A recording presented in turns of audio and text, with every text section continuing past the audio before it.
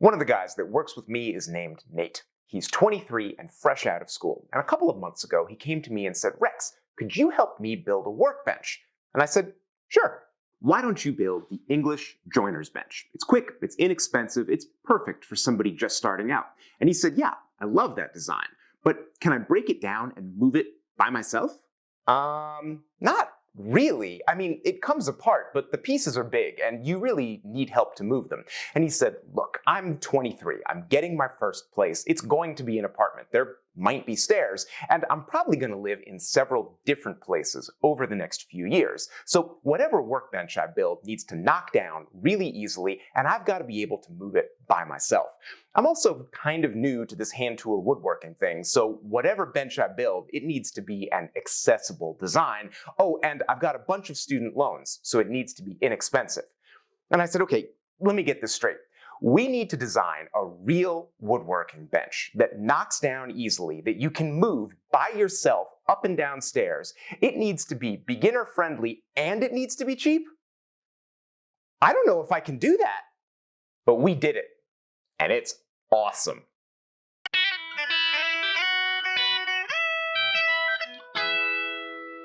When I design a new workbench, I always begin with a traditional design. For this build, we started with a European cabinet maker's bench. This bench has been around for centuries, so we know it works. It's got a long, narrow top with a tool well in back, so it's an efficient design that doesn't take a ton of wood. It's also built with knockdown joinery, so it's made to come apart, quick and easy. This is the original knockdown bench, so we know it travels well, but the design is not accessible to a beginner. The problem is those vices. The shoulder vise is tough to build, and it needs a fifth leg for support. The tail vise is super complicated, and it requires the legs to be pushed back, away from the edge of the bench. That makes the feet too narrow, so you have to build these sled feet to stabilize it. Overall, the European bench is way too complicated for a new woodworker. But if the problem is those vices, well, these days, you can just buy decent, inexpensive vices and bolt them on. If we get rid of those complicated vices and switch over to commercial ones, well, the design of the bench is already much simpler. We don't need sled feet anymore, so we can move those legs flush with the bench top and use them to hold long boards. Now, we've still got that tusk tenon holding everything together, and some people aren't going to be comfortable cutting that joint. So let's redesign it around simple, tapered pegs and holes that you can just drill. Anyone can cut this joint. And once we put it all together, we've got a complete knockdown bench that's beginner friendly and inexpensive. It looks good on paper, but we still need to build it, and I'm guessing you don't already have a workbench. So we'll build this one on a pair of plastic buckets. These give us a good platform to plane up some 2x4s and laminate the slab for our main work surface. Then we can move right on to making the legs. For most knockdown benches, you're going to have a stretcher passing through a leg, like this. And anytime you've got that arrangement, you need to chop a mortise. Most people learn how to cut this joint after they already have a good woodworking bench. So for our design, we're going to need a more beginner-friendly solution. Our legs are made from 2 pieces of 2x4, laminated together. So if we cut a simple half lap on one side, and then do the same thing on the other side, we can put the 2 halves together and get a mortise for free. Once we have 4 legs made, we'll connect them together into a pair of sturdy trestles, and all the other components attached to those trestles for a simple, solid assembly. The standard joint for knockdown workbenches is the tusked mortise and tenon, and it works really well. We've got a tapered key, that's the tusk, and that ties everything together. Let me take it apart real quick. When I take the key out, the tenon slides right out of the mortise. It's very quick and easy. And you can see the tenon has a second mortise cut in it right here. It's quite a narrow mortise, and it's made to accept this tapered key. Putting it back together is really quick, too.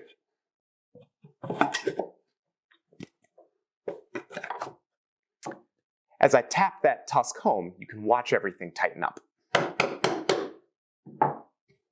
Now, this joint is rock solid, and it's really easy to take apart and put back together, but it's not super simple to cut. You've got to cut this tenon, you've got to chop a mortise through the leg, and then you've got to cut a very narrow mortise in the middle of your tenon. And you can see how our tusk is tapered. Well, the inside wall of that narrow mortise, that has to follow the same taper, or the joint won't work. This isn't rocket science, but it can be very intimidating to the beginner. For our knockdown bench, we've designed a much simpler joint. Here's the leg with the mortise we made by gluing up 2 half-lapped pieces. And then we've taken a small piece of dowel, ripped it in half, and glued half of it right there to the inside face. Here's how the joint works. Here's our stretcher with a tenon at the end, and the tenon's got 2 holes drilled in it. It slides through just like this. And then we've got a pair of tapered pegs. These are just 3/4 inch dowel you can buy at the home improvement store, and we tapered them by planing flat on one side. Now, I'm going to put this peg into the hole. You can watch how this taper rides up against that half piece of dowel.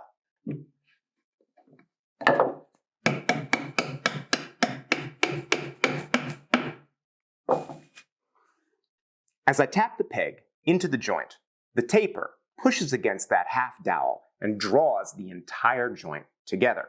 That tapered section and the half dowel also put tension into the peg. They bend it just a little bit. And that means this joint really wants to stay tight. That peg is always bent just a tiny bit. And so the joint doesn't loosen over time. We've had this bench down here in the shop. We've been using it for projects for 6 weeks, and we've never had to tighten the pegs. So this joint is very easy to cut. It comes together and comes apart really quickly and easily, and it stays together. And the other details are pretty simple. The tool tray is just screwed together from pine boards. The vices bolt on. You can make your own bench dogs and drill the holes. We've even laid out all the hole locations in the plans, so there's no guesswork, and you can finish faster. Okay, so the bench is easy to build, but what you really want to know is, does it come apart and go back together fast? Well, let's test it. We're going to time this, and it's going to be a single shot. No edits.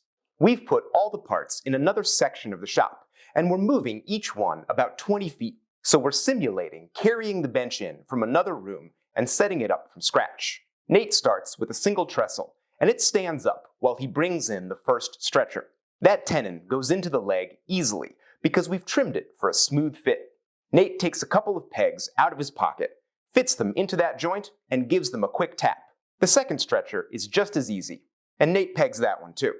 Adding the second trestle might be the toughest part, but it's not hard. The tenons go into those mortises, and Nate just has to wiggle the trestle a little bit. Then he can put pegs in those joints and give them a tap. Now the whole structure of the bench is complete, and you can see as Nate pulls it into position, it's stiff and rigid, and it's ready for the top, which is heavy but totally manageable. Nate balances it on edge while he double checks his location. We've designed the top so that it locks into the trestles with no hardware. You can see it drop into place, and we're almost done. The tool tray is just white pine, so it's very light. It drops onto a pair of pegs, and the last thing to do is bring in the face vise. We took this off to make the top a little bit lighter, and all Nate has to do is run the screw in, and we're done. And that whole process took 3 minutes and 24 seconds. That was pretty quick, especially since we carried each piece in, so we simulated a real move. The finished bench doesn't look like a portable bench. It just looks like a real woodworking bench, complete with a slab top, 2 vises, and lots of work holding. This design is right at home in a standard shop, but you can also set it up in a spare room, or even on your driveway, and get right to work. Now, a bench that sets up fast is very nice, but does this thing really handle all of our standard woodworking operations? Let's find out. Any bench needs to be able to handle joinery, like dovetails, so we're using a big 10-inch cast iron face vise, and we're making that vise even bigger with this long wooden jaw. That gives us a lot of clamping space over here on this side where we're clear of the screw and the guide bars, and we can hold some very wide boards really solidly. This one is 7 inches wide, and it's held rock solid. I can come in with a dovetail saw and cut any kind of joint I want. It's great. Now, I'm making this inexpensive vise work a lot better by using the simple shop-made spacer. It's just some little pieces of wood cut together with a dowel, holding them all in place. And this allows me to take up any rack from the vise, any tendency to shift back and forth. With the spacer on one side and the board on the other, this inexpensive vise tightens down evenly, and it gives me an excellent hold. Now, 7 inches is still kind of narrow. Sometimes you have to dovetail or do joinery on much, much wider pieces, like the side of a blanket chest. When you need to do something like that, just grab an inexpensive F-style bar clamp like this one. Hook it into your tool tray and clamp it down. It's like having a second vise, and you can extend the joinery capacity of your vise way over and do really large pieces of wood. Of course, we also have to do ripping operations, and those are fine in the face vise too. You can set a board up just like this, rip down part way, loosen the vise, bring it up, rip it down some more, and repeat until you're done. That's the standard technique for ripping in a face vise, and this bench handles it no problem. We're also going to be doing a lot of cross-cutting, so we've designed our face vise so that it's all the way flush with the left-hand end of the bench. That means you can saw straight down and nothing's going to get in your way, and you can easily hold your offcut with your left hand. Let me demonstrate.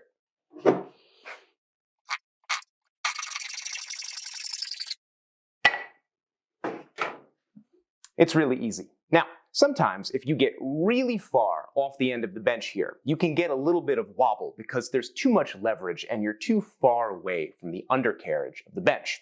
When that happens, you just have to orient your stock a little bit differently, like this.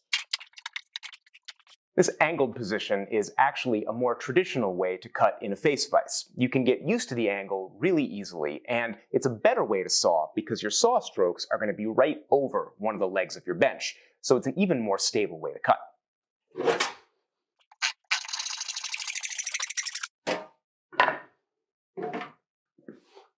Either way you do it, crosscuts are no problem with this design. I'm always face planing a lot of stock, and that's why this bench has a tail vise and a row of dogs to hold boards lengthwise. So let's say I want to plane this piece of walnut. It's really easy. I'm just going to pop up a dog in the bench right there, put my board against it, and then I'll pop up another dog in my tail vise. My tail vise is quick release, so it's really fast to adjust it. Right up to the length of my board, and then with just about a turn of the handle, I can tighten it up, and this board is held really securely. I've been keeping my jack plane down in my tool well, where it's out of the way, and now I'm ready to go to work.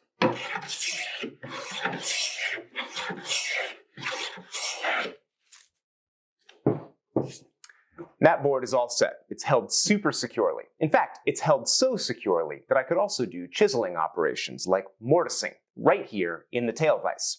I could also chisel wood anywhere along the bench top just by clamping it down with inexpensive F-style clamps. There are no drawers or aprons under the bench top, so I can clamp anywhere I want.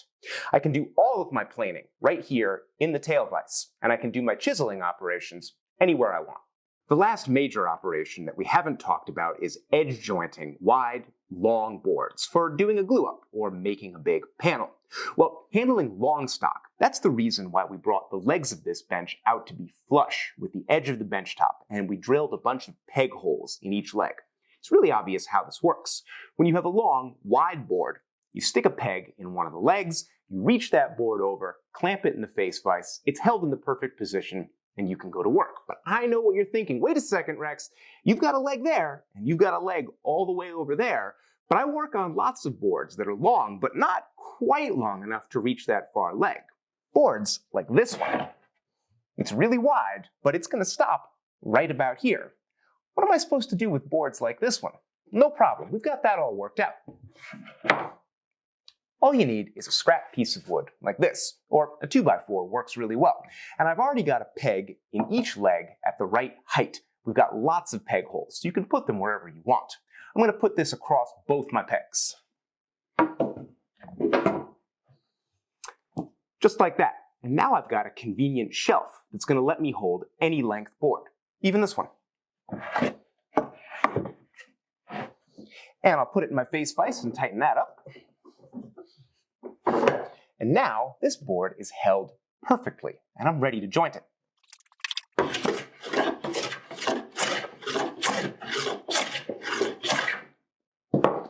It really couldn't be simpler. For a long time, people have been asking us to come up with a portable, knockdown bench that's approachable to the beginner. So we came up with this. We call it the Quick Stack Workbench because it goes from a stack of parts to a fully featured bench quickly. And we know our viewers also really appreciate value, so we've designed the entire bench to be inexpensive. Nate and I built the whole thing for $280. That includes lumber, glue, screws, hardware, dogs, vises, everything. $280, and that's with today's high prices. And we did it with about 15 commonly available woodworking tools. Stuff you're going to need anyway. Now, if you're going to tackle a big build like this, of course, you need some plans, and we have a fantastic set. They are 36 pages long, super detailed, and really accurate, and I can say that because Nate drew them.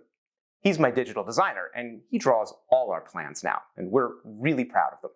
But you know, for a build like this, even plans might not be enough. So today, we are releasing our first ever online course. It's almost 2 hours of detailed instruction that will take you through every aspect of the build, from stock selection to joinery, all the way to work holding and finishing touches.